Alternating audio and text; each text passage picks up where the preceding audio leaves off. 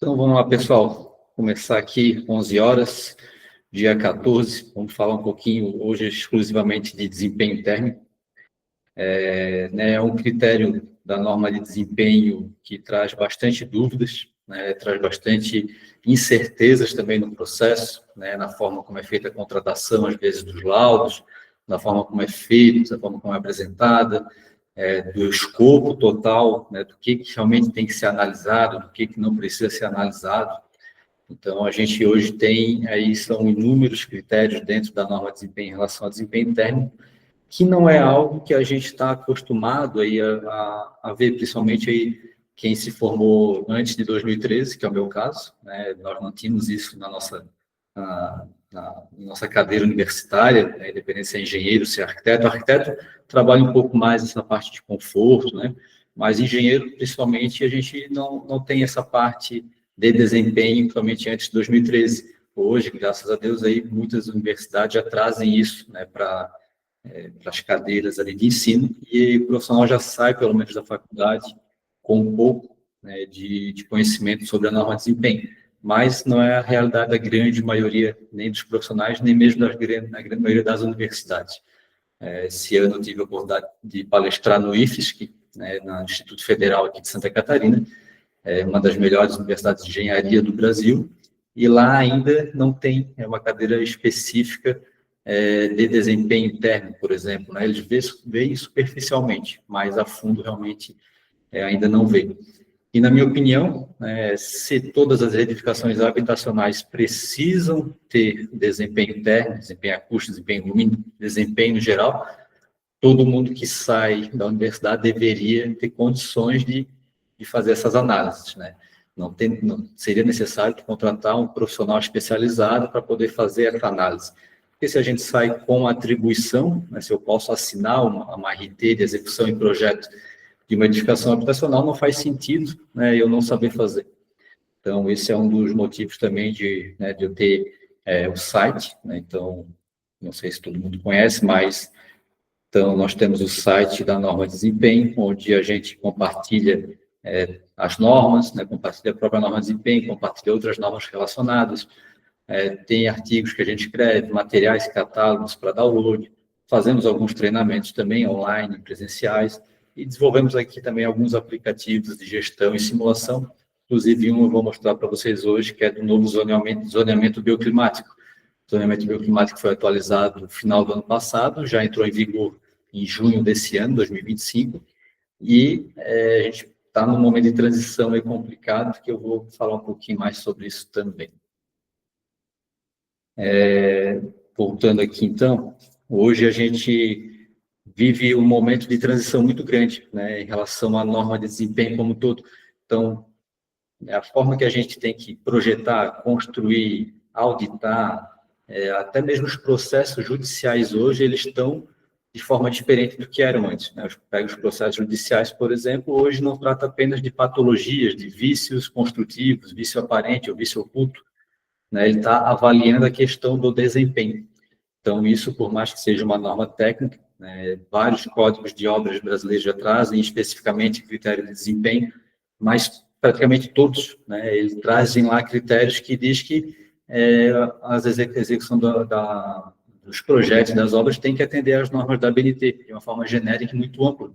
E essa amplitude que a legislação traz em relação às normas da ABNT traz um risco muito grande para a gente, né, para projetista, para construtor, para todo mundo. Então, por exemplo, nós temos hoje já aqui uma jurisprudência aqui em relação à norma de desempenho, onde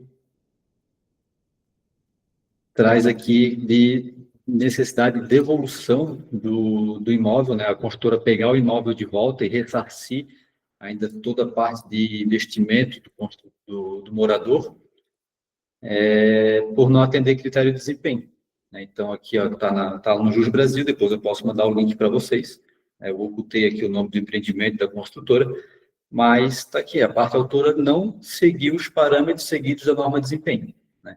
Está aqui conforme propaganda e consignado no negócio, né? E no contrato, né, vai o memorial descritivo, e no memorial descritivo dos empreendimentos está lá normalmente, né?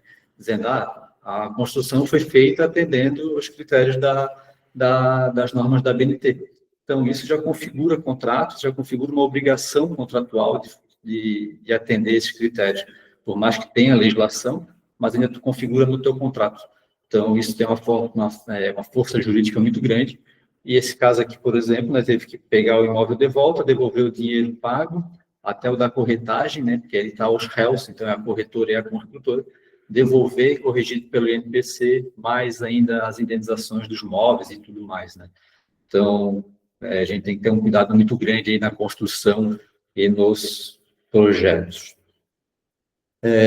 Hoje nós temos mais de 900 normas técnicas para serem seguidas para a construção civil, então é muita coisa. E esse é um dos trabalhos que a gente faz. A gente traz uma curadoria e traz um atendimento para as construtoras de forma de dar as informações técnicas. Porque quem está no dia a dia, né, eu já fui gerente de obras por muito tempo, então a gente não tem tempo para ficar lendo norma, indo atrás de informação. Então é algo que nós hoje aqui fazemos bastante, fazer essa análise de risco, né? Você não vai atender desempenho técnico, por exemplo. Tem problema? Você pode ter um problema futuro, mas vamos analisar o risco disso. Você vai assumir esse risco de não atender ou você vai corrigir o projeto para atender? Então, sempre avaliando o risco, porque só normas de desempenho são 180 critérios diretos para atender. Então, é muita coisa, é quase impossível atender tudo. Dá para atender, mas não é a nossa realidade. Mas, então, aquilo que você não vai atender, que seja uma análise feita consciente, né? Eu não vou atender, mas eu posso mitigar dessa forma.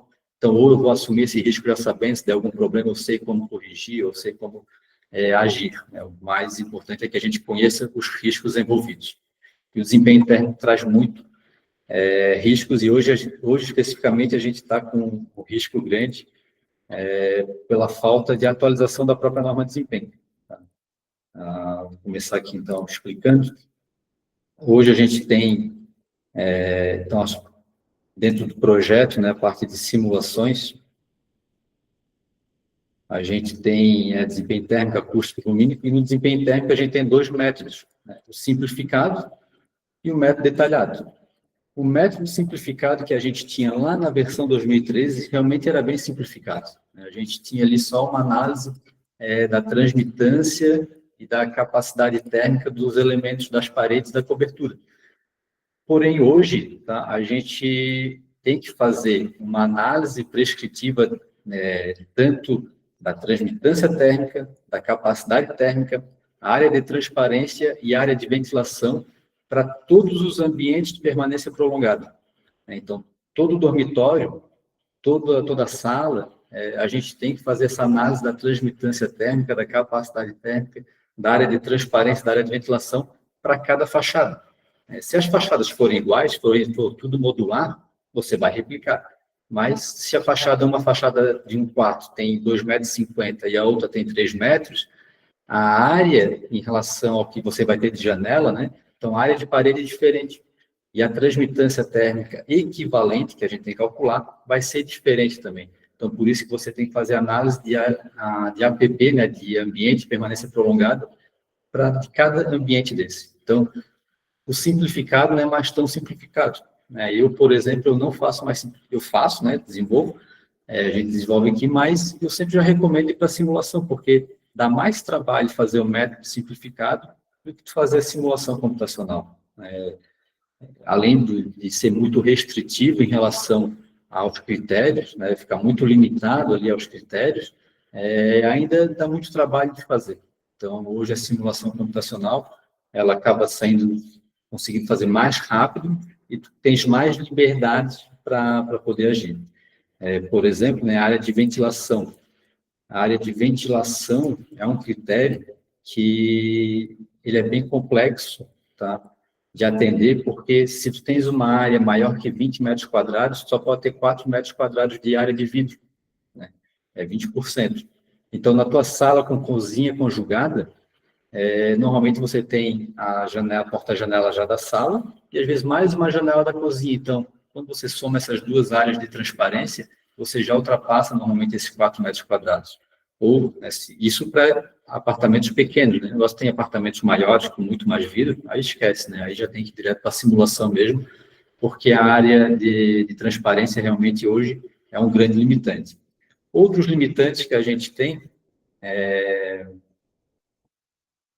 são blocos de concreto, né, para zonas térmicas mais frias, por causa da transmitância, paredes de concreto, por causa da transmitância, vedações externas leves, como fazer drywall, né, fazer edificações de steel frame, wood frame, você não vai atender por causa da capacidade térmica, né? Tem um critério específico lá que já limita para vedações leves, então já não daria para atender. E essa questão da área com maior, mais que 20 metros quadrados. Então, você vai ficar com muitas limitações aqui, que tem que ficar adaptando o projeto, e acaba, às vezes, não conseguindo atender tudo, né? Dá muito trabalho, e se você tiver um ambiente de permanência prolongada que não atende, você tem que simular, fazer um método de simulação para todo empreendimento. Então, às vezes não vale a pena, às vezes está fazendo ali, trabalhando, analisando, e se depara com uma situação só que não atendeu. E aí, vai ter que jogar o trabalho todo fora e ir para a simulação. Então, eu, particularmente, já vou direto para a simulação. E uma outra limitação que a gente tem hoje é em relação ao zoneamento bioclimático, como eu comentei. A gente hoje tem o zoneamento bioclimático atualizado, atualizou em dezembro do ano passado, com 180 dias para fazer a correção, né, para fazer a transição das duas normas, né, da versão antiga para a versão nova. Então, a gente teria até junho desse ano para fazer essa adequação. Né? Traz aqui aos 180 dias. Né? Porém, hoje, antes nós tínhamos 8 zonas térmicas, e agora a gente tem 12, né, intituladas de 1 a 6, cada número tem 2 zonas. Então, um R, que é muito fria, um M, que é fria, mas não muito fria, e vai até o 6, que é o mais quente. E se a gente pegar a norma de desempenho, ela não traz essa configuração aqui, ela traz uma configuração totalmente diferente. Então, quando a gente pega lá o método simplificado,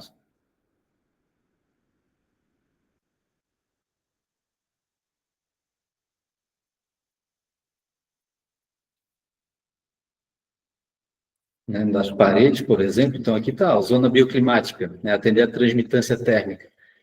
De zona bioclimática 1 e 2, zona bioclimática de 3 a 8.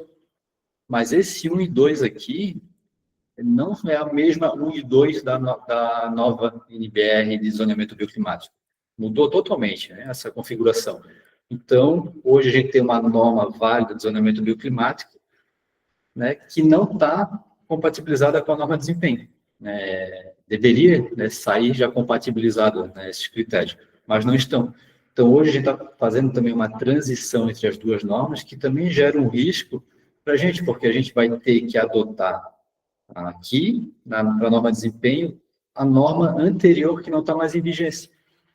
Então, hoje, o que eu recomendo para os projetos, né, para as análises, né, que a gente traga ali a informação do novo zonamento bioclimático, mas que a gente justifique que para a norma de desempenho, para a avaliação do desempenho técnico, a gente está utilizando a norma antiga para poder utilizar o critério, porque senão o critério ele não está adequado. O mesmo para a simulação computacional, né? Eu vou comentar depois, mas já aproveitando aqui, a simulação computacional, temperatura operativa mínima, ela diz que só é avaliada nas zonas de 1 a 4. Mas zonas de 1 a 4 não é, agora não é a mesma, anterior, né? Não é a mesma do novo zoneamento bioclimático. Então, e agora, o que eu faço, né?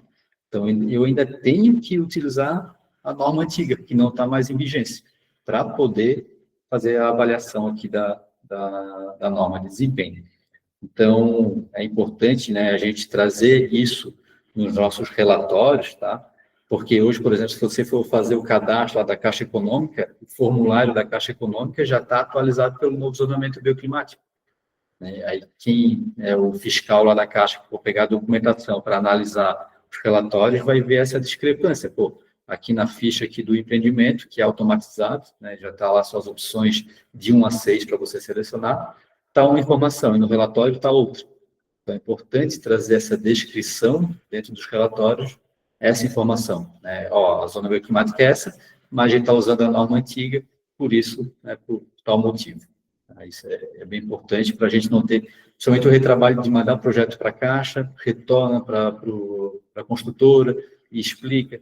Então, é importante trazer essas informações para trazer mais segurança técnica e jurídica também para o processo.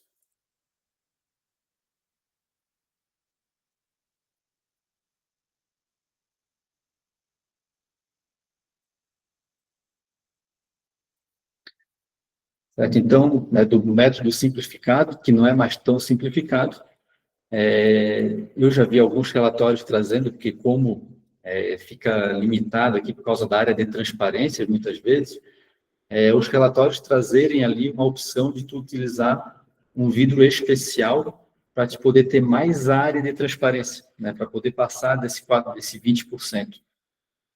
Só que quem utiliza vidro especial normalmente são empreendimentos não de classe média e classe baixa, né? Minha Casa Minha Vida, faixa 1, faixa 2, faixa 3, é só para realmente alto padrão, que utiliza ali, às vezes, um vidro especial.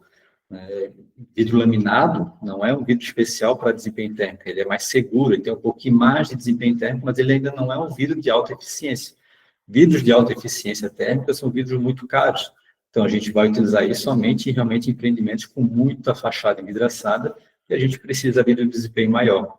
Então, uma observação aí também para que você está analisando, contratando esses projetos, esses relatórios, que você analise também se no relatório o consultor ali que fez a análise, ele não trouxe ali a informação da utilização de um vidro especial, que aí vai desconfigurar totalmente a realidade. Isso para o método simplificado, né? Observações atuais aqui que eu trago, que é a alteração do zonamento bioclimático, que tem que a gente aguardar ainda essa atualização da norma de desempenho. E a gente tem o método detalhado. O método detalhado é a simulação computacional. É o método que eu mais utilizo e que eu recomendo você utilizar também por trazer mais liberdade para o projeto. Então, você pode utilizar qualquer tipo de material de vedação, qualquer tipo de pintura, tamanho das esquadrias também não vai ficar limitado pelo 20%, né? O tamanho da esquadria você vai ficar limitado, às vezes, por uma questão de legislação municipal, se o Código de Obras Municipal exigir, né, ali uma área mínima de transparência, uma área mínima de ventilação. Se não trouxer esse critério, você vai ficar totalmente livre, né, para poder botar a dimensão que você quiser das esquadrias. Então, esse critério, né, o método detalhado, realmente traz essa liberdade para a elaboração do projeto arquitetônico, coisa que no método simplificado a gente fica muito limitado. Dentro do método detalhado, o que a gente analisa? Então, a gente analisa o PHFT, que é o percentual de horas em que o ambiente de permanência prolongada, ele fica dentro de uma faixa de temperatura de conforto durante a ocupação. Então, a gente tem dentro do ambiente, a gente vai ter os horários de ocupação. Então, por exemplo, um dormitório, ele tem que ter um conforto térmico durante a noite, que é o horário que a gente está ocupando o dormitório, né? Conceitualmente. Claro que a gente utiliza o dormitório ao longo do dia também, muita gente trabalha em casa, utiliza o dormitório, mas o conceito do dormitório é a noite para descansar, para dormir. Então, é de noite que ele tem que ter um desempenho térmico. Durante o dia, ele não precisa. E a sala com cozinha, conjugada, ou só a sala, já é o contrário, é durante o dia que você está utilizando. Então, é durante o dia que a gente vai fazer a análise da temperatura de conforto nas salas, né? Só durante o dia e não à noite. Tem até horário, acho que até às 8 da noite, então que a gente faz essa análise. E como que a gente faz essa análise? A gente faz a modelagem de 2 empreendimentos. Um projeto real, né, com toda a configuração do projeto realmente do arquitetônico, né, como vai ser executado, e o projeto de referência. O projeto de referência tem a mesma arquitetura do projeto real, só que a gente utiliza elementos de vedação, né, parede, cobertura, padronizados. A dimensão das janelas também é uma dimensão padronizada, de acordo com o tamanho do ambiente. Então, a cor também da fachada, a absortância da fachada também é uma cor fixa, de forma que a gente consiga comparar, então, o nosso projeto real com o nosso projeto de referência. E aí a gente vai fazer uma comparação. Então, o PHFT, né, o percentual de horas em que o ambiente de permanência prolongada fica dentro de uma faixa de temperatura de conforto, ele tem que ser pelo menos 90% desse mesmo PHFT do projeto de referência. Então, ou seja, né, o nosso projeto real ele ainda pode ser um pouquinho pior que o nosso projeto de referência, né, para o desempenho mínimo, certo? Para intermediário superior já não pode ser mais de 90%, tem que ser no mínimo igual. Tá? Então, aqui a gente tem uma colher de chá, quem elaborou a norma, né, o comitê, deu ainda para nós ir adequando o projeto. Eu acredito que esse 90%, nas próximas revisões, vai cair, de forma que o PHFT real ainda deve ser, pelo menos, igual ao PHFT de referência. Lembrando, PHFT é o percentual de horas, né, quantidade de horas que o nosso ambiente de permanência prolongada ele fica dentro de uma faixa de temperatura de conforto. Então, vai ter uma faixa de temperatura que a norma traz, então o ambiente tem que ficar dentro dessa faixa para considerar dentro da norma, certo? Então, às vezes, a gente tem um PHFT muito baixo aqui, não necessariamente vai ser alto. Eu vou compartilhar aqui uma tabela de relatório.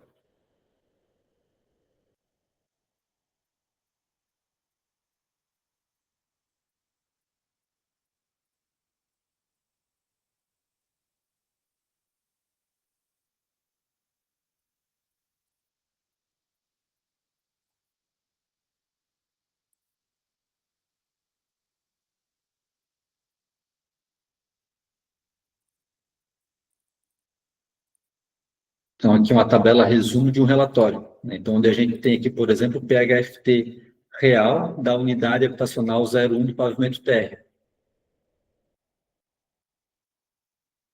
Então, o PHFT, então, essa unidade habitacional, ela tem 39% do tempo dentro da faixa de temperatura operativa. E o PHFT de referência, né, da certificação de referência com elementos construtivos padronizados, ela tem 41%. Então, meu projeto real, ele está um pouquinho pior que o meu projeto de referência. Só que a norma traz que ainda tem essa colher de chá de 10%, pode ser 10% a menos ainda. Então, a situação deu ok, né? Não está apto a gente avaliar o desempenho intermediário e superior. Não, como está pior, né, não seria adequado isso para a norma, né? Pô, meu projeto real ainda está pior que o de referência e mesmo assim eu posso ter um desempenho intermediário superior. Não, você vai ficar limitado ao desempenho mínimo aqui, né, por causa do PHFT. E aí a gente tem outros dois critérios, que é a temperatura operativa máxima e a temperatura operativa mínima, também comparando o projeto real com o projeto de referência. Então, o projeto real aqui, ó, dessa unidade 01, a temperatura operativa máxima é 33 graus. E o limite, que é a temperatura operativa máxima do projeto de referência, é 35 graus. Então, tá ok. Minha temperatura operativa máxima no meu projeto real está abaixo do meu projeto de referência. Então, ok. E a temperatura operativa mínima, ao contrário. Né? A temperatura operativa mínima do meu projeto real tem que ser superior ao meu projeto de referência. Então, nesse caso aqui também está ok. Ainda tem uma colher de chá de 1 grau ali que a norma também traz, sendo algumas tolerâncias aí até realmente a gente poder ter sistemas construtivos melhores e projetos melhores. Né? A norma traz essas tolerâncias aí para a gente poder se adaptar ao longo do tempo. Certo? Então, aqui, por exemplo, é a análise. Então, a análise ela é feita horária, né, para todas as horas do ano. Então, são ao todo 8.765 linhas aqui de análise, onde a gente analisa, então, a temperatura média, o PHFT de cada ambiente e de cada por hora, né? E aí depois a gente faz a média dos ambientes e tem o PHFT da unidade e a temperatura operativa máxima, a temperatura mínima da unidade habitacional também. Uma coisa que a norma traz, que eu acho muito importante a gente ter nos nossos relatórios, é essa tabela aqui. Essa tabela é uma tabela padronizada, que a norma de desempenho ela traz como uma referência para a gente poder mostrar os dados, os resultados. Então, é uma recomendação, mas eu aconselho muito a gente ter essa tabela nos relatórios, tá? Porque traz mais confiança de que realmente foi feita a simulação. Porque nada impede de eu chegar aqui, né, o resultado não deu, mas eu vim aqui e botar um resultado manualmente e dizer que atendeu, certo? Então, a simulação auditada somente em papel, ela aceita qualquer coisa, né? É muito fácil de ser burlado. Então, é importante que a gente tenha mais informações possíveis, de forma que a gente consiga ter uma confiança nos resultados, né, dos dados.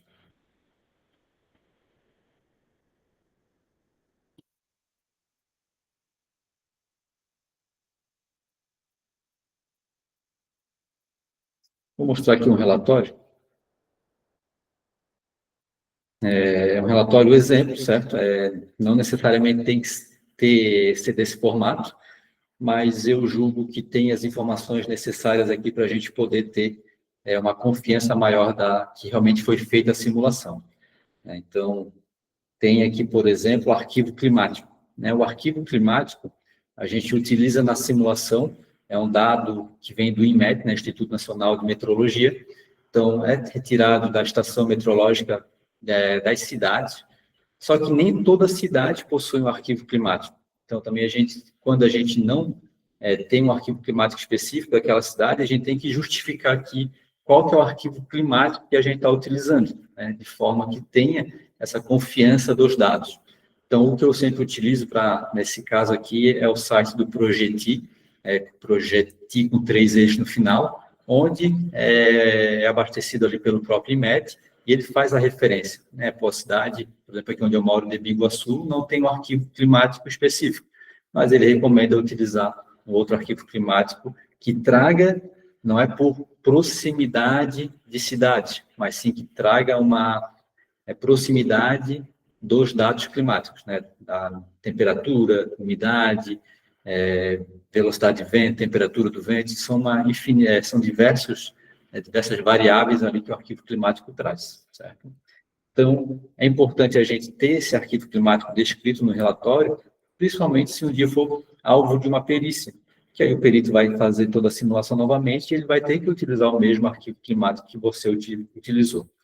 A norma de desempenho recomenda que os arquivos climáticos sejam dessa base do relatório técnico aqui, da ABNT, onde eles revisaram todos os arquivos climáticos, tá? Então, é uma recomendação, não uma obrigatoriedade, mas eu recomendo a gente utilizar também, porque traz uma confiança também dos dados, certo? As informações de revestimento, então, qual que é a espessura de revestimento, qual que é o tipo de bloco, revestimento interno, revestimento externo, enfim, o descritivo do sistema construtivo. Tipo de esquadria, tipo de vidro. Nesse caso aqui específico, a gente utilizou uma película também, então, qual que é o dado da película no vidro, que foi para fazer a adequação. As características físicas dos materiais que a gente configurou dentro da simulação. Então, eu posso botar reboco, simplesmente reboco, mas qual que é a densidade, qual que é a condutividade, qual que é o calor específico desse material. A gente tem que estar informando para ter mais confiança realmente nos resultados. As cores, qual que é a absortância das cores utilizadas.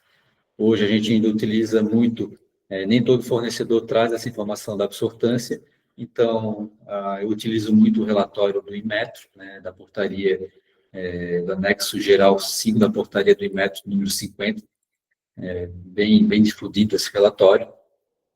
Quais que são as janelas? Qual que é a percentual de abertura de cada janela? Eu posso ter uma janela com percentual de abertura maior ou menor. Então, qual que é o dado que você está utilizando e de onde é que veio essa informação? Então, é importante a gente ter as pontes térmicas, Então, pilar parede, por exemplo, na fachada é uma ponte térmica, Você tem ali elemento de tijolo, por exemplo, cerâmico, e tem um pilar bem grande na tua fachada. Então, isso vai ter bastante interferência. Então, tem que ser modelado também. Tamanho das janelas de referência que a gente faz, então, a questão da pressão de vento, a configuração da pressão do vento, aqui, no caso, as cargas internas do padrão de ocupação. Então, todos os dados, o procedimento de simulação, como é que ele é feito, como é que ele é o descritivo aqui, porque a norma de desempenho, ela traz bastante coisa, mas algumas coisas ficam em aberto ainda, Então, a gente tem que estar mostrando como é que eu fiz, o que eu considerei na minha simulação. E os resultados, de forma resumida. E depois tem, cada unidade habitacional traz esse quadro aqui, mostrando os dados específicos de cada unidade, cada ambiente, permanência prolongada, de forma realmente a dar uma confiança maior nos resultados. né? Como eu disse, relatório papel aceita qualquer coisa, então nada me impede de vir aqui e alterar manualmente, né? Então a gente tem que ter uma confiança em quem está fazendo o relatório para que não tenha problemas futuros.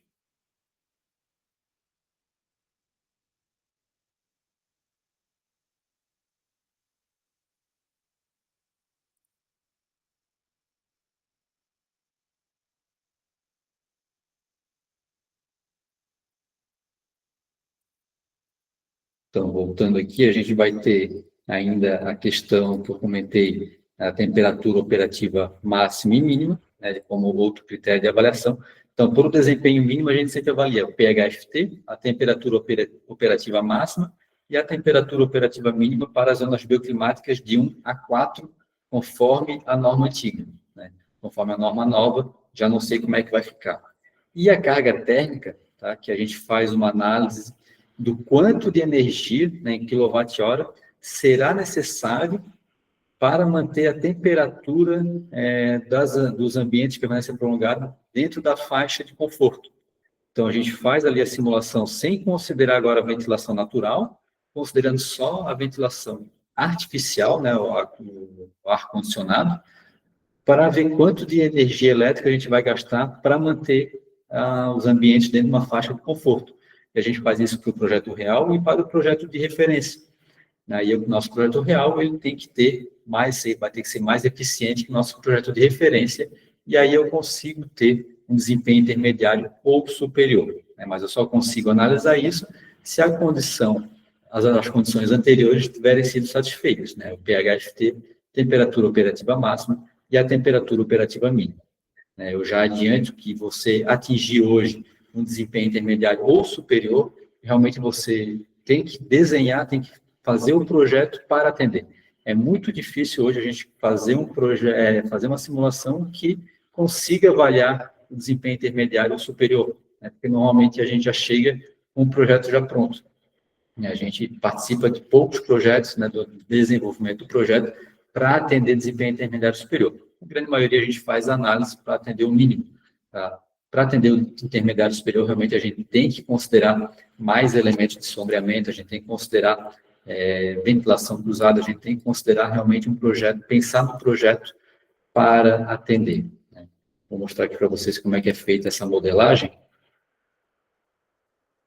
Então, aqui hoje eu utilizo o SketchUp, né, com um plugin que faz a transcrição das informações aqui para o Energy Plus, que é o software que faz a simulação, e aí a gente consegue ter um elemento gráfico, porque dentro do Energy Plus a gente só consegue modelar diretamente com coordenadas. Então, a gente teria que lançar todas as coordenadas dos vértices dentro do software. Aí a gente utiliza aqui um plugin dentro do SketchUp para poder fazer essa transcrição das informações.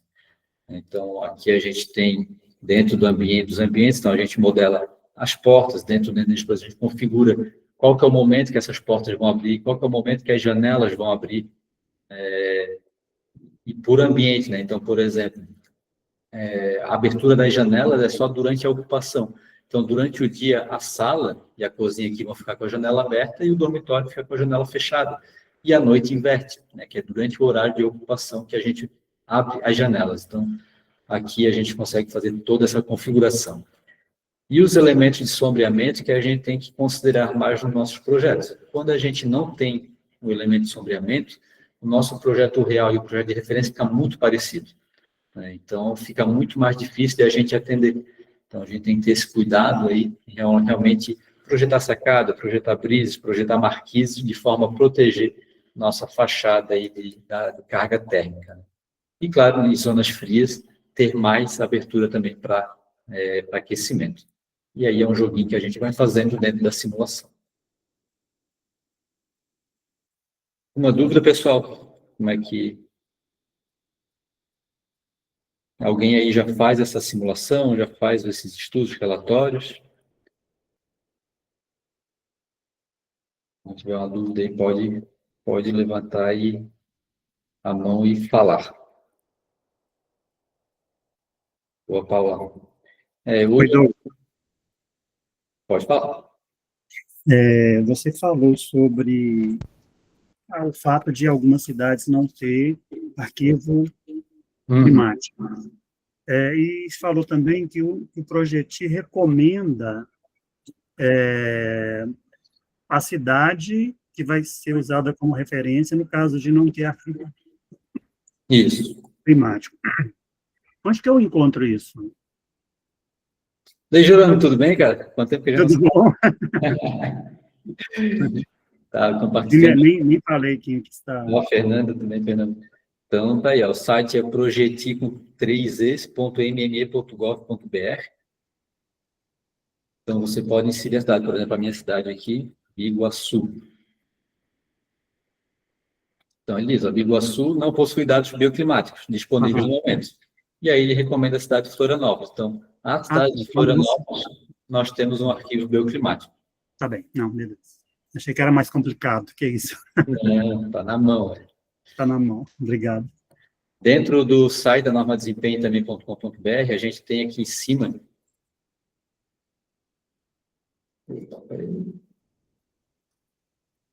Busca ZB, é um plugin aqui que a gente desenvolveu aqui na empresa, onde você pode buscar, né, os arquivos bioclimáticos, a zona bioclimática nova, né? Por exemplo, Biguaçu, voltando aqui, então ela já traz aqui a zona bioclimática 2N, agora o que seria esse 2N eu já mostro para vocês, então já traz a latitude e longitude, TBSM, é a temperatura de bulbo seco média. Então, pega todas as temperaturas horárias anual e ele faz essa média aqui e já traz aqui também. E a amplitude média anual também, a diferença ao longo do ano da temperatura. Que eu vou mostrar para vocês agora aqui o novo zonamento bioclimático, o que seria esse 2N aqui.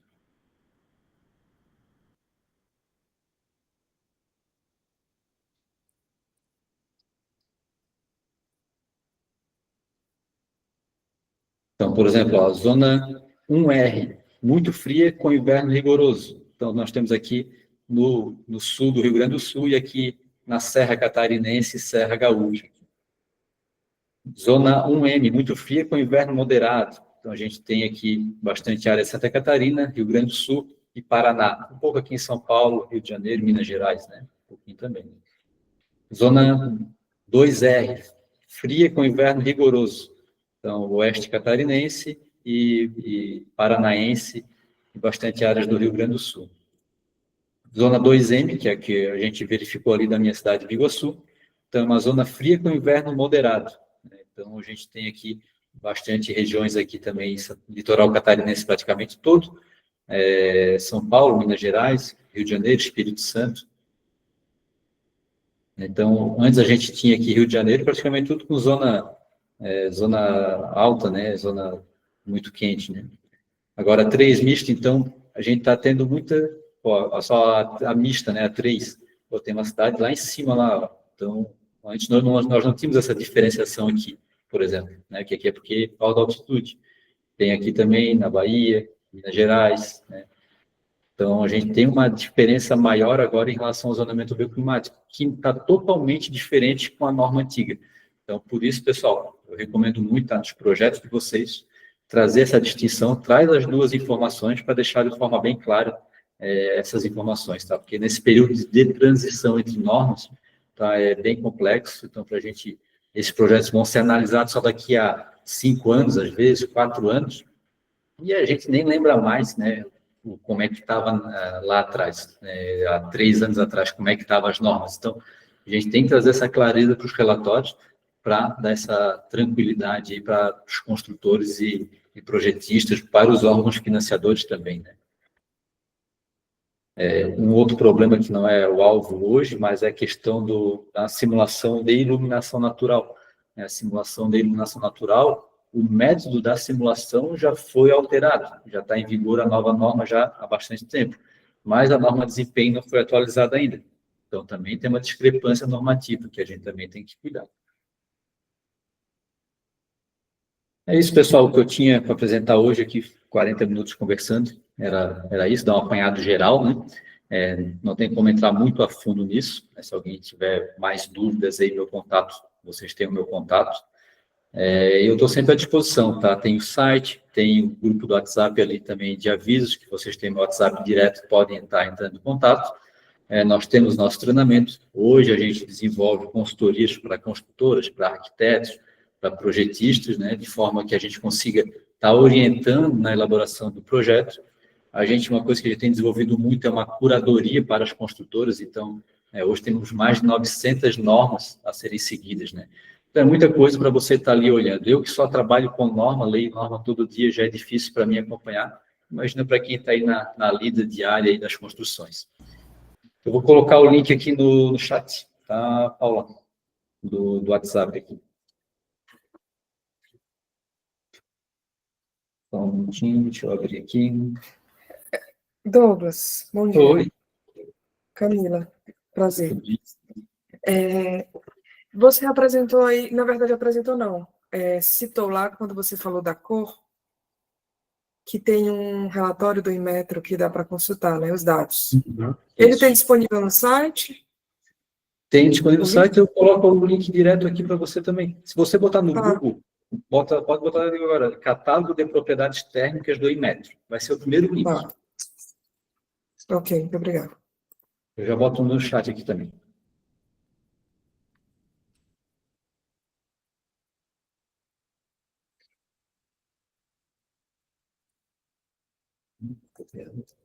Pronto, o chat do grupo do WhatsApp ali, está ali no chat, tá o link. Quem quiser acessar, tá, é um link, está fechado, mas ali você tem o meu acesso no WhatsApp. Sempre que precisar, pode me chamar também, sem problema. Eu vou pegar aqui agora o link do catálogo de propriedades térmicas. O link é do site do ABE, da UFSC, né, do Laboratório de Eficiência Energética da UFSC, que está lá disponível também. Também está no chat. Eu vou compartilhar aqui a tela para explicar para vocês, tem bastante informação. Vale a pena. Então, esse aqui é um catálogo geral que ele é um anexo ainda do RTQR, né, referencial técnico do selo Procel Edifica, PBE Edifica de Eficiência Energética das Edificações. Então, esse catálogo aqui também é dessa referência, por isso que é do Inmetro, né, PBE Edifica é do Inmetro, então já traz essas informações. Os dados que estão aqui são os mesmos dados que estão no site do Projetivo, que eu mostrei anteriormente ali para verificar o arquivo climático, né?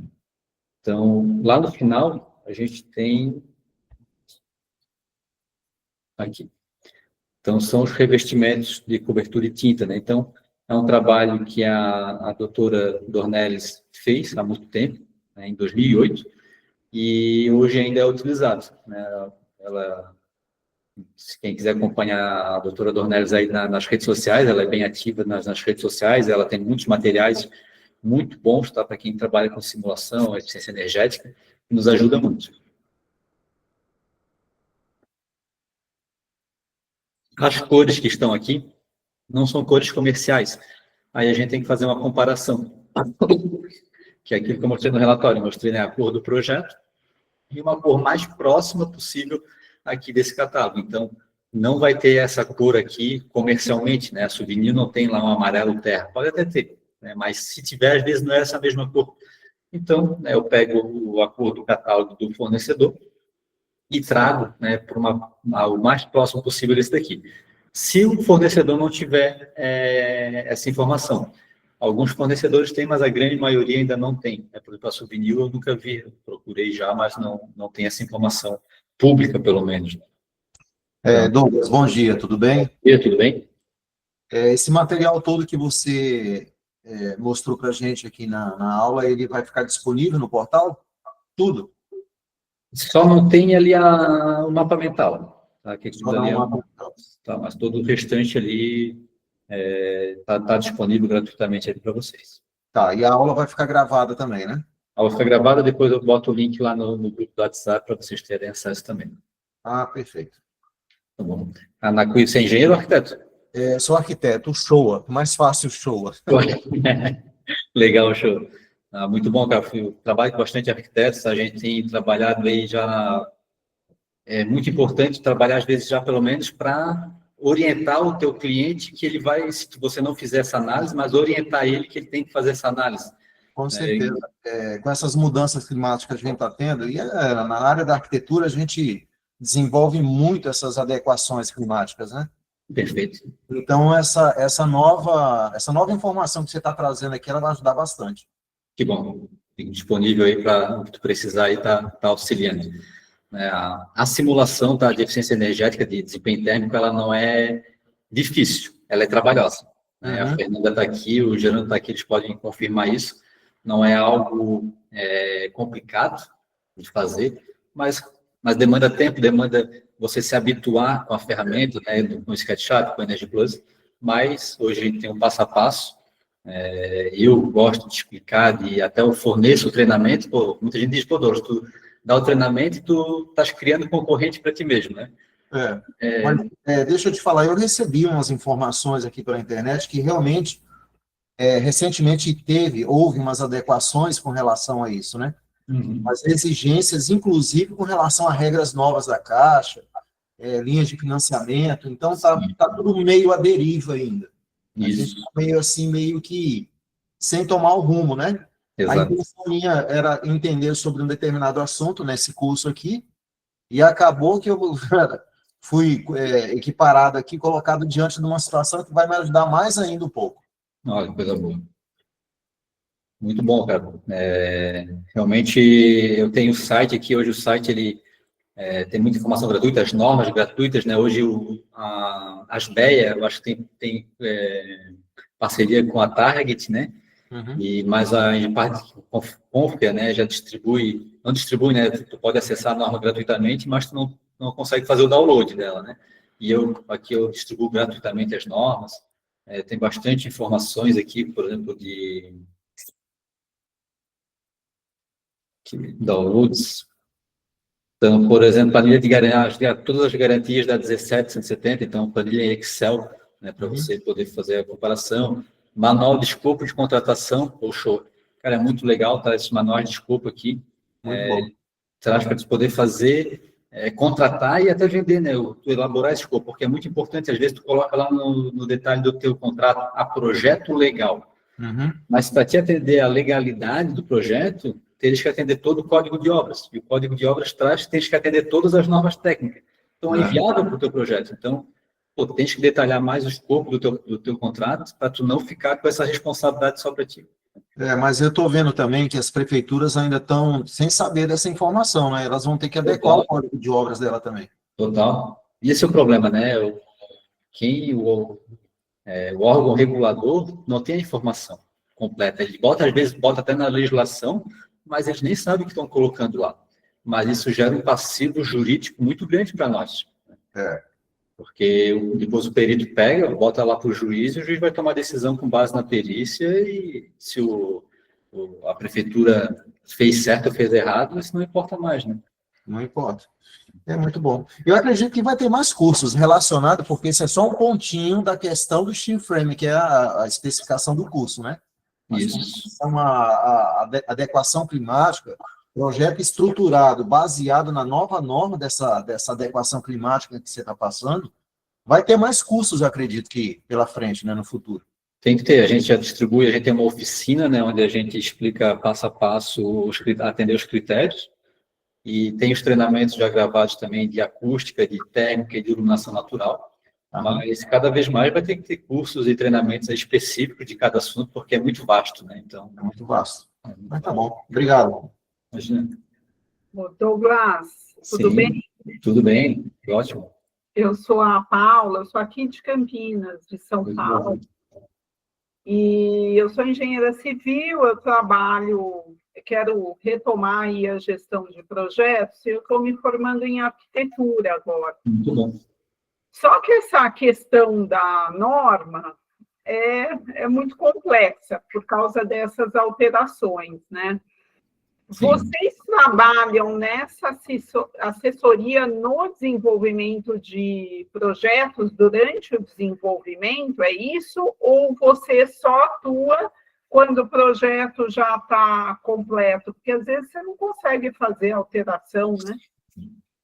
Não, o ideal é a gente trabalhar já no desenvolvimento, né? Então, algumas construtoras que a gente tem uma parceria maior, a gente já trabalha às vezes até na escolha do próprio terreno. Então, na escolha do próprio terreno, a gente já faz, às vezes, uma análise de um volume desejado e a gente consegue avaliar, pô, desempenho lumínico aqui não vai atender, por exemplo. Né? Então, o que a gente... Mas o terreno é muito bom. Pô, comercialmente vai ser muito bom. Então, mas pelo menos tu já vai ter uma informação prévia, porque a gente vai ter um problema aqui que eu tenho que mitigar lá na frente. A questão de acústica, pô, às vezes passa um terreno bom, mas passa perto de uma linha férrea. Trajeto de avião. Então, pô, vou ter que gastar muito aqui com isolamento acústico. Será que é vantagem de eu executar? É a viabilidade. A viabilidade. E nesse caso, que eu estou vendo, você é de Santa Catarina, né? Perfeito. Por exemplo, como que você auxilia, tudo bem, a gente tem o código de obras de cada cidade, óbvio, mas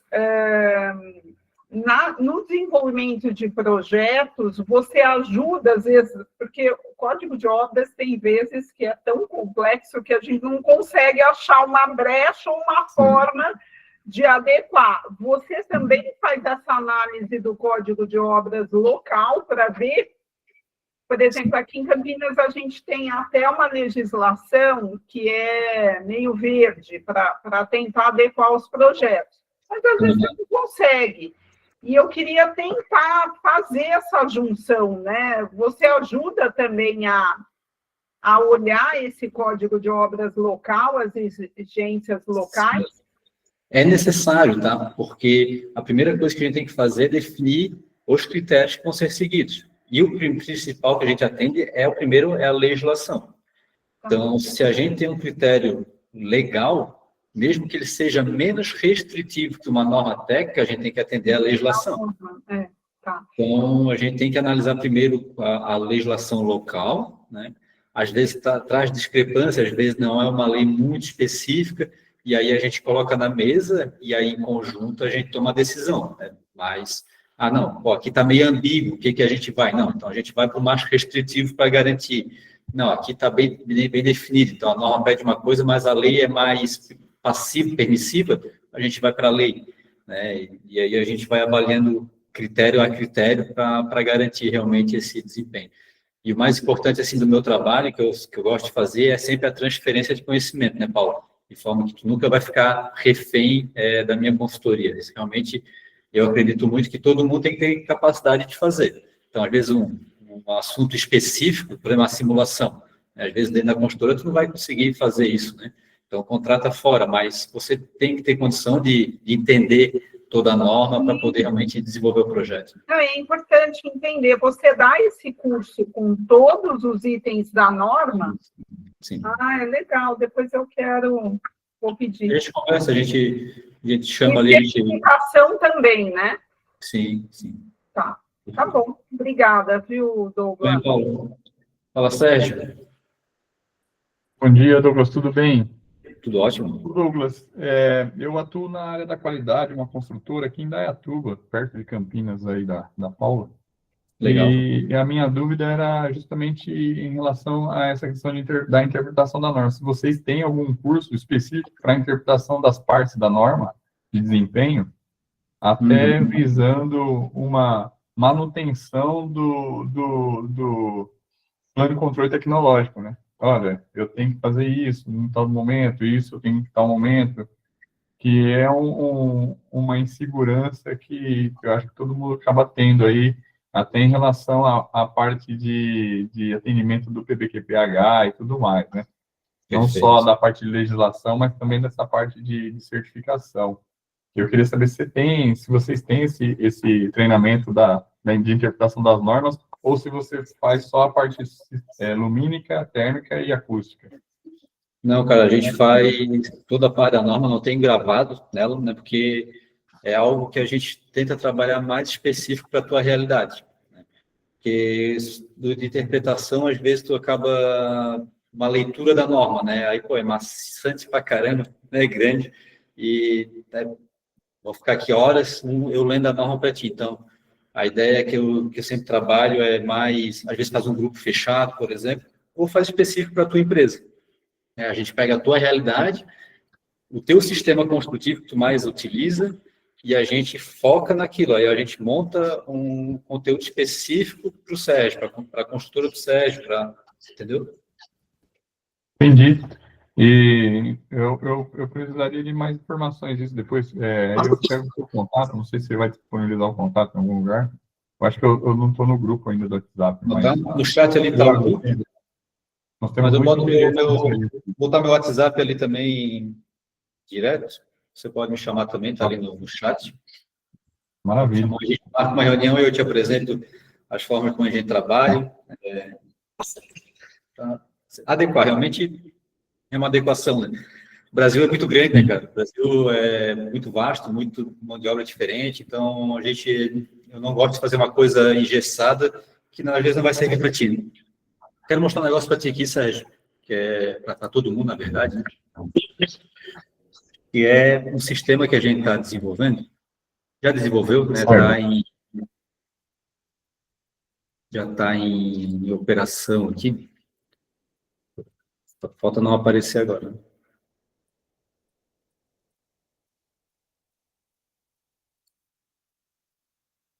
Está aparecendo o sistema aí? Não. Tá, assim, né? Que é um sistema online de gerenciamento do PDE e do PCT.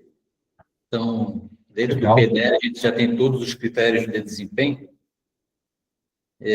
onde a gente consegue fazer a análise de cada um. O método de avaliação aqui já é conforme a norma. Consegue colocar as evidências, né, de forma que a gente consegue fazer esse controle. A gente utiliza muito Excel ainda, né? Mas aí, como tem mais de uma pessoa gerenciando, às vezes é obra, às vezes é projeto, às vezes é suprimento, então a planilha de Excel às vezes fica meio ruim, né? E o PCT também. Então, nós temos tanto do PDE quanto do PCT. Então, aqui, por exemplo, né, dá para incluir controles que a gente já tem aqui padronizados, né? Os normativos. Então, a gente consegue olhar e colocar dentro do teu projeto, e dali tu consegue fazer o gerenciamento, tu consegue incluir todas as evidências de todos os registros, tem a especificação, então é um sistema que a gente está aplicando para os nossos clientes a princípio, né? Então os clientes que a gente desenvolve PCT e PDE. Esse sistema aqui é em parceria da minha empresa da Matos, junto com a BIP aí de Belo Horizonte, do Marcos Parreira. Então, onde a gente consegue estar finalizando ele e já aplicando aí em alguns clientes nossos. Muito legal. Vou te chamar lá, então, e a gente marcar uma reunião para... Uma reunião que apresenta com detalhe. Quem tiver interesse aí, a gente faz uma reunião de apresentação detalhada para vocês conhecerem mais o conteúdo, o material, me conhecer mais também, conhecer mais a empresa, ter mais tranquilidade, né? Até o treinamento online ali a gente não comercializa tanto, a gente não faz muita divulgação, né? A gente faz como se fosse uma mentoria, né? A Fernanda está aqui, o Jerônimo acho que está aqui ainda. A gente faz uma mentoria, né? Porque cada projeto é projeto, cada projeto vai dar um erro diferente, então a gente fica do lado da pessoa para dar essa tranquilidade, essa segurança no desenvolvimento do trabalho, né? Não faz uma coisa, pega aqui e te vira agora.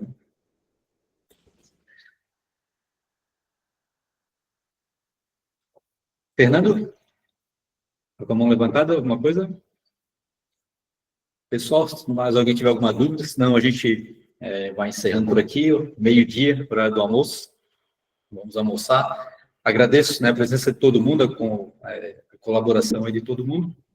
Esse link vai para o grupo. Meu WhatsApp está ali no chat. Quem quiser pode me chamar. E a gente está sempre disponível. A ideia é, na próxima semana, fazer uma AD acústica. Desculpa. Fazer uma específica AD acústica no mesmo formato. Oi, Douglas. Oi? Tudo bem? Tudo bem. Boa tarde a todos. Só passando para falar que o curso do Douglas foi um dos melhores que eu fiz, né? Já tem um ano aí, e qualquer dúvida que eu tenho em relação a térmico, lumínico, ele sempre está ali para me ajudar, e muito, né, Douglas? Assim, um ano, né, de curso e com todas as dúvidas realmente que eu precisei tirar com ele sempre estava ali para me atender, todos os horários, né? Eu gostei bastante. Quem tiver de ter o curso dele não vai se arrepender. Obrigado pelo depoimento, Fernando. Para mim é muito gratificante, né? Realmente é um compromisso que eu tenho com meus alunos, realmente de, né, fazer, dar o suporte para que possa fazer, né, os relatórios da melhor forma possível. Obrigado, Fernanda, pela confiança. Oi, André. Oi, Oi. tudo bem? Tudo bem. Tá, era só para confirmar, você disse está disponível. Eu tenho que cadastrar ali naquele entrar para conseguir acesso ou não?